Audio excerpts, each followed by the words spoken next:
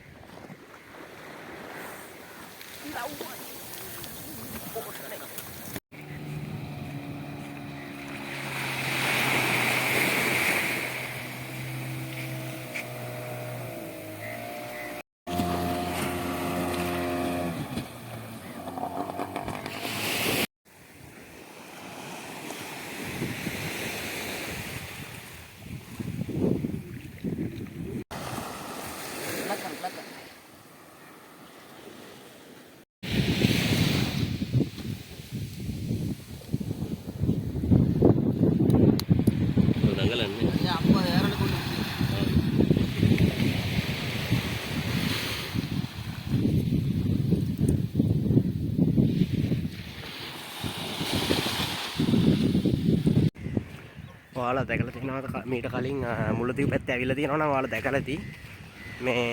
මේ පැත්තේ ගෙවල් එහෙම තාම අර යුද්ධයෙන් බැටකාපු මිනිසුන් ඉන්නේ. තාම ගොඩාක් සංවර්ධනය වෙලා නැහැ. මේ බීච් එක අයිනෙම නිසා ගොඩක් ගෙවල් එහෙම ලොකුවට ඉම්ප්‍රූව් වෙලා නැහැ. මේ බලන්න මේ ගෙවල් එහෙම මාරම ලස්සනයි. අර මාර නිදහස් කාම් ඇන්ඩ් ක්වයිට්. මේ බලන්න මේ ගෙවල් එහෙම බයික් එකක් තියෙනවා, පොඩි පාපැදියක් තියෙනවා. මේ පැත්තේ ගොඩක් ඉතින් බයිසිකල් වලින් තමයි වැඩ වෙන්නේ. මේ ඔහොම තමයි වෙන්නේ. ඊට පස්සේ එතන මං හිතන්නේ නිකන් අර අපේ ගම්වල තියෙන ප්‍රජාශාලා තියෙන ඒ වගේ ප්ලේස් එකක් මං හිතන්නේ. ලොකුවට දන්නේ නැහැ. මේ අර මේ මෙතන තියෙන චර්ච් එකක්. එතන චර්ච් එකක් තියෙනවා. චර්ච් එක තමයි මෙතන තියෙන්නේ. මේ තියෙන පාරවල්. මේ උදේ 8යි බලන්න. මං කි මෙතන යටටි කියලා. පැල්ල ඉවරන හැම.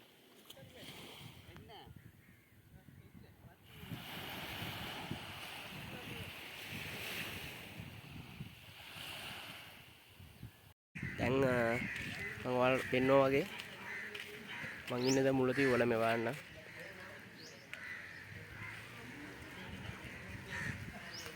ඉතින් බීච් එකේ ඉන්නේ බලන්න.